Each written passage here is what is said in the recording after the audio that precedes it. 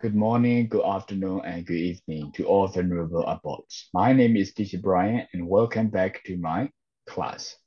မင်္ဂလာပါဖုန်းဖုန်းဖျားတို့ဒီဗီဒီယိုရဲ့စာသင်ခန်းကနေပြီးတော့ပြန်လည်ကြည့်ဆိုပါရစေဗျာဒီဗီဒီယိုတို့ဒီနေ့ဒီပထမဆုံးသင်ခန်းစာဖြစ်တဲ့ daily routine သင်ခန်းစာကိုသင်ကြားပြီးတဲ့နောက်ပိုင်းမှာဒီဗီဒီယိုအနေနဲ့သင်ခန်းစာနှစ်ဖြစ်တဲ့ grammar နဲ့ပတ်သက်တဲ့သင်ခန်းစာကိုတွားပါမယ်ဗျာဒီဗီဒီယိုအဲ့ဒီ grammar ခေါင်းစဉ်လေးကတော့ present simple ဆိုတဲ့ grammar ခေါင်းစဉ်လေးပဲဖြစ်ပါတယ်ဗျာဒီလို present simple ဆိုတာဘာလဲဆိုတာဒီဗီဒီယိုအနေနဲ့ရှင်းပြခြင်းပါတယ် so present simple means present ဆိုတာတော့ဒီဗီဒီယိုလိုပစ္စုပန်အခုအခြေအနေကိုပြောတာဖြစ်ပါတယ်ဗျာဒီဗီဒီယိုကာလ၃ခုရှိပါတယ်အတိတ်ရဲ့ပစ္စုပန်ရဲ့အနာဂတ်ရဲ့ဆိုပြီးတော့ကာလ၃ခုရှိပါတယ်ဒီဗီဒီယိုအခု present simple ကတော့အခုလက်ရှိဖြစ်နေတဲ့အချိန်ကိုပြောမှာဖြစ်ပါတယ်ဗျာလက်ရှိဖြစ်နေတဲ့အချိန်ရဲ့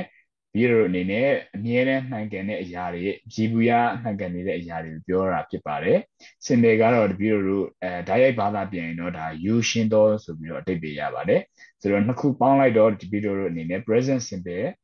ဒီ you ရှင်းတဲ့ဒီဗီဒီယိုတို့ပစ္စုပန်ကာလကိုပြောချင်တာဖြစ်ပါတယ်ဘာတွေဆိုလိုချင်တာလဲဆိုတော့စားသည်အိတ်သည်သွားသည်လာသည်စကားပြောသည်စသဖြင့်ဒီလိုအဲ့လိုစာကြောင်းမျိုးတွေကို present simple စာကြောင်းဆိုပြီးတော့ပြောပါတယ်ခင်ဗျာဥပမာဖြင့်နေထွက်သည်နေဝင်သည်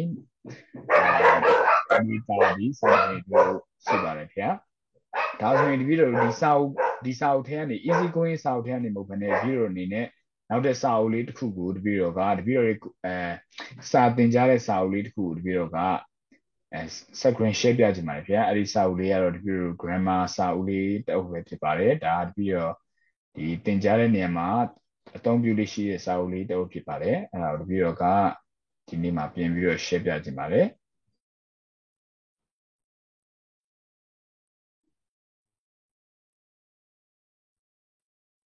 ပြီးတော့ဒီစာအုပ်လေးပဲဖြစ်ပါတယ်ဗျာဒါကတော့ဒီဗီဒီယို present simple ပေါ့ present simple ကဘာလဲဆိုတာကိုဒီဗီဒီယိုနည်းရှင်းပြချင်ပါတယ်ဆိုဒီပုံလေးကိုကြည့်လိုက်မယ်ဆိုရင်တော့ဒါဒီဗီဒီယိုတို့ဒီစာကြောင်းလေးကိုတွေ့ရပါမယ်ဒါကတော့ present simple စာကြောင်းလေးပဲဖြစ်ပါတယ် we read a lot ဒါ we ဆိုတော့ဒီဗီဒီယို pronouns ကိုပြောချင်တာပါ pronouns ကတော့ဒီပုံထဲမှာပါတဲ့လူနေရာစလုံးကိုဆိုလိုခြင်းပဲဖြစ်ပါတယ် we read a lot ကျွန်တော်တို့စာအများကြီးဖတ်ကြသည်ဒီဗီဒီယိုစာတွေဖတ်ကြသည် I like ice cream I like ice cream I ဆိုတော့ဒီပုံထဲမှာပါတဲ့ဒီလူရဲ့နာမ်စားသုံးခြင်းဖြစ်ပါတယ်ကိုနာမ်စားသုံးထားတာဖြစ်ပါတယ် I like ice cream ice cream ဆိုတော့ဒီဗီဒီယိုရေခဲမုန့်ကိုပြောတာဖြစ်ပါတယ် I like ice cream ငါရေခဲမုန့်ကြိုက်တယ်အဲ့တော့ဒီဗီဒီယိုဆက်သွားပါမယ်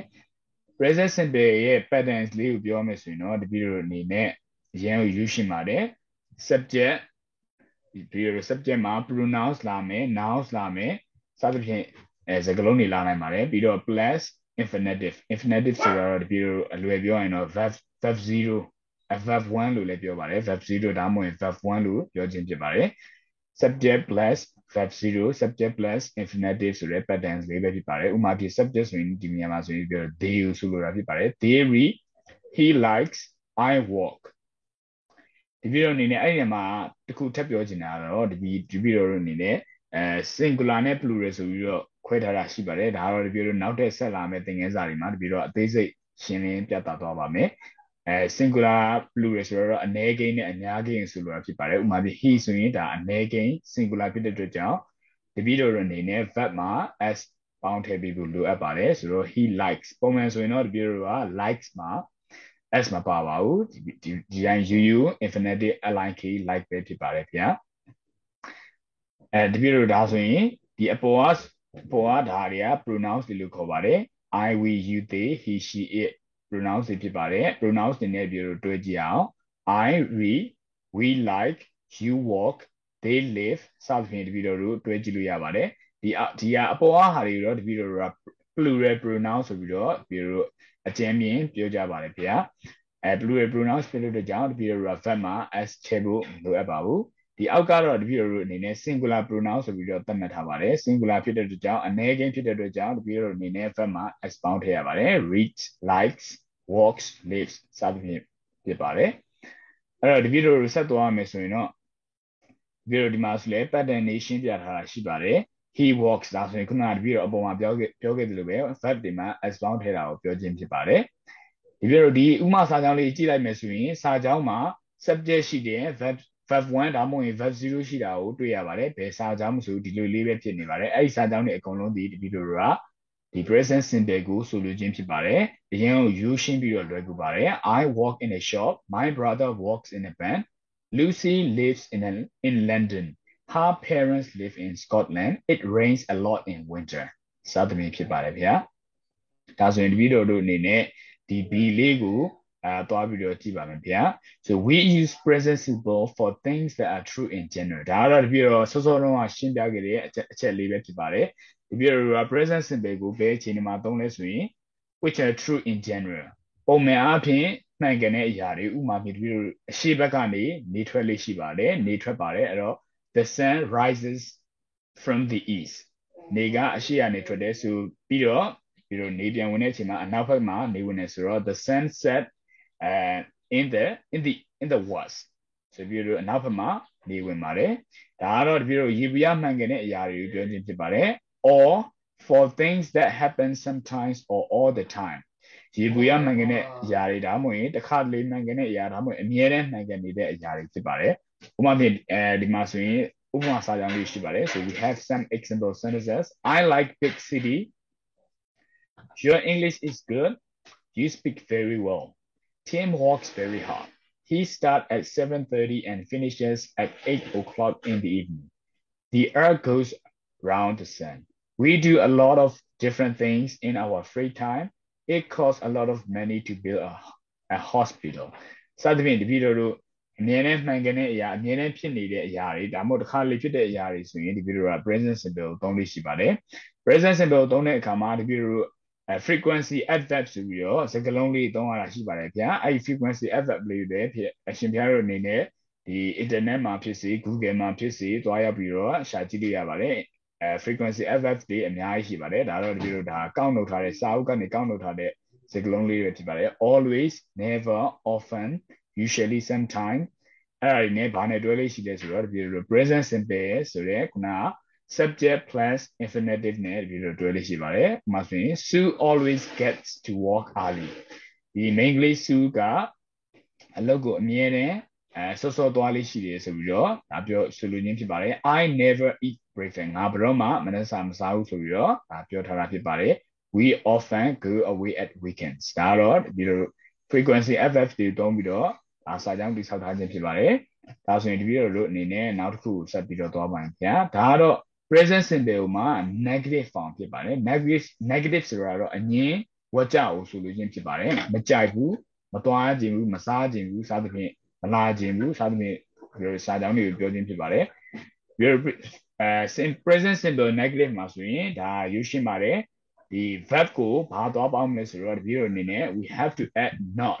not to the verb for example so let's read this caption so coffee so this lady she's asking her partner to drink a coffee so she's offering a coffee so like coffee and she would respond in a way no thanks I don't drink coffee so don't will be negative form so the videoအနေနဲ့ do not ကိုပြောလို့အနေနဲ့ကြုံရေးထားတာပါ contracted form အနေနဲ့ don't ဆိုရေးထားပါတယ် I don't drink coffee ငါ coffee မတောင်း I don't like my job ငါရဲ့အလုပ်ကိုမကြိုက်ဘူး she doesn't drink coffee သူမ coffee ကိုမကြိုက်ဘူးဒီနေ့မှာတပြည့်တို့အနေနဲ့ don't နဲ့ doesn't ဆိုပြီးရှိပါတယ်အဲ့ဒါတပြည့်တို့အပေါ်မှာပြောသွားသလိုပဲဒီ singular နဲ့ plural ကြောင့်ကွာခြားခြင်းဖြစ်ပါတယ်အဓိပ္ပာယ်ကတော့ဆင်တူပါတယ်ဗျာ don't ကတော့တပြည့်တို့ plural အနေနဲ့သုံးပြီးတော့ doesn't ကတော့ singular form အနေနဲ့သုံးပါတယ် for example so if we look at this one so the subject is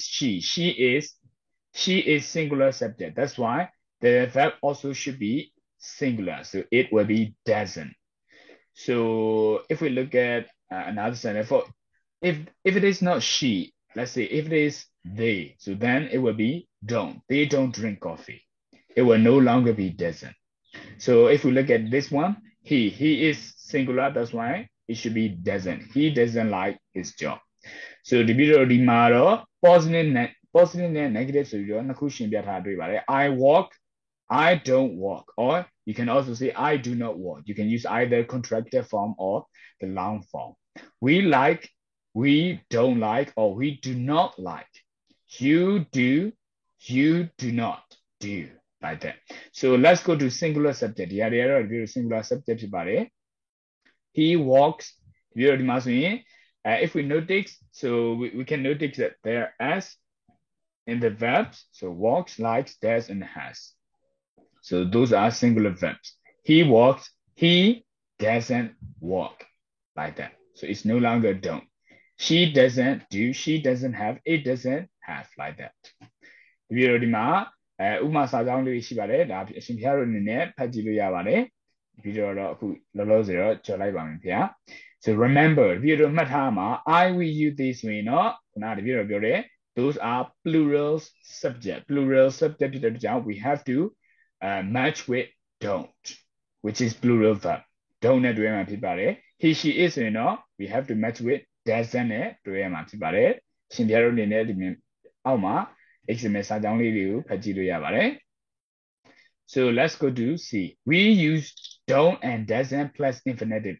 ဆိုတော့ဒီလို verb 1ဒါမှမဟုတ် verb 0ကိုဆိုလိုခြင်းဖြစ်ပါတယ်ဥပမာ like to speak to do တို့ so for example don't like don't speak doesn't do so we will not be using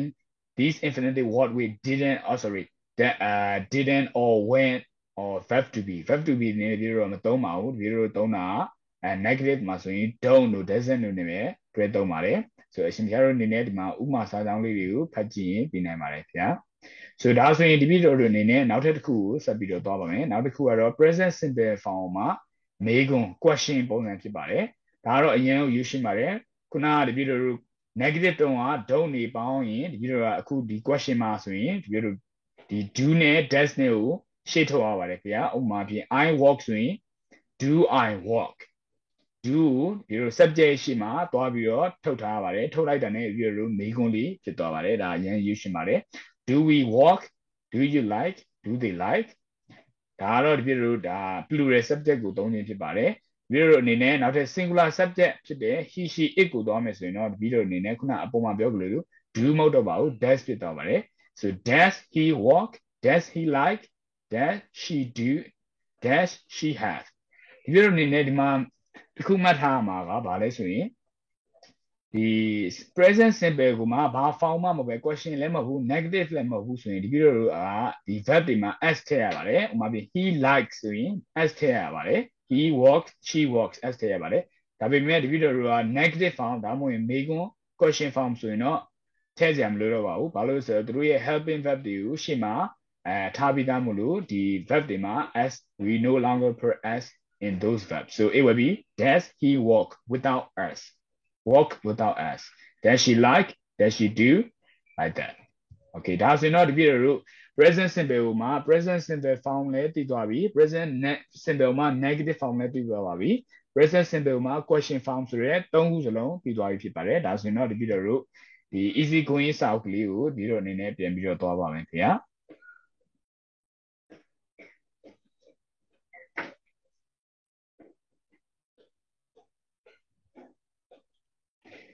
Okay, so here we go. So if we look at this page, so we have some example sentences. You can have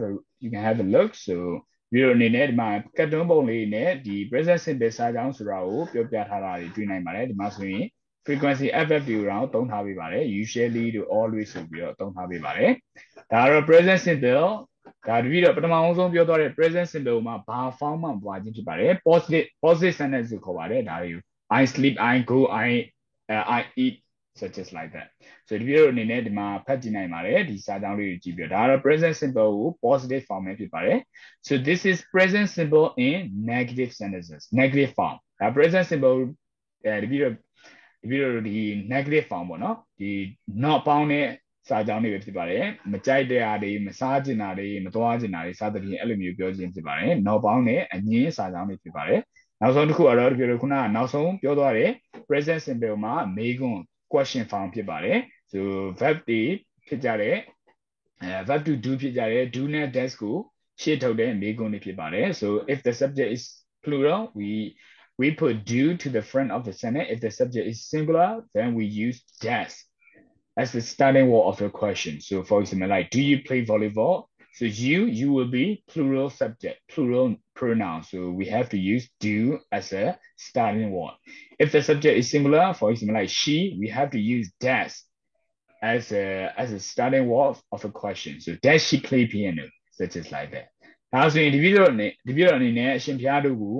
အပေါ်က daily routine ဆိုရဲဒီသင်ခန်းစာလေးနဲ့ဆက်ဆက်ပြီးတော့ဒီ video အနေနဲ့ဒါလုပ်စေခြင်းနဲ့ assignment လေးတစ်ခုရှိပါတယ်အဲ့ဒါဘာလဲဆိုရင်တော့ခုန video တို့အပေါ်မှာ